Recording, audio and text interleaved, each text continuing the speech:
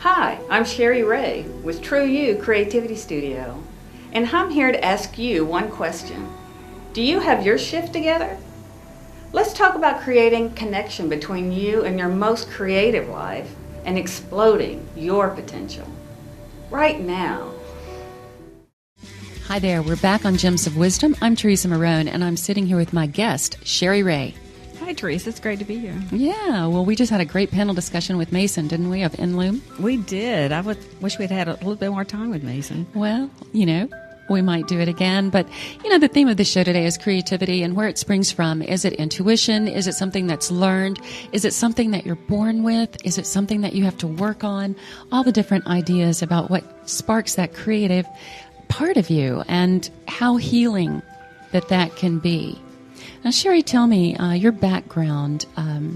Before you got into doing intuitive painting and things such as that, what happened to send you down this road? I've been a lifelong entrepreneur, and started out in other areas of from landscape architecture through freight logistics and oil patch to the path that I'm on now. But what I found was, for many years I took art classes, formal training art classes, thinking that's what I wanted. I was so drawn. That was your thing. Exactly. But I never lasted more than 3 classes in any formal art class, because when it came to doing something someone else's way, I lost all interest. Well, but isn't that part of the Scorpio girl in you? Absolutely. I mean, that's the thing. Scorpios are not known to be able to follow someone else's structure. That's our thing.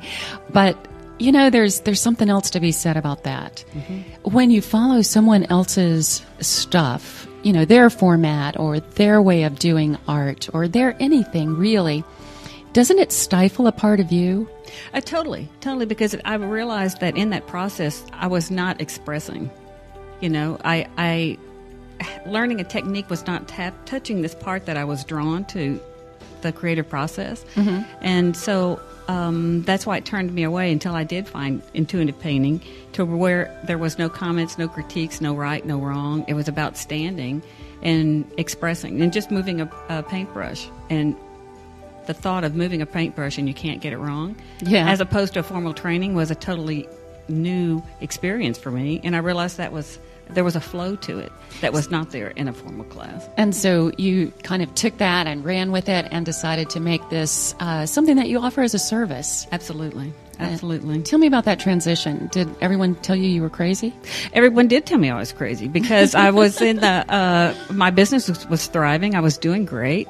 And by 7 a.m. in the morning, I had the thought, I said, I either need to find a client to take to lunch, or I'm just dying on the vine. There was the work was great, the money was great. And in my original thought of that business, I just knew if I made X amount of money, that would fill that space, that niggling space that had followed me around.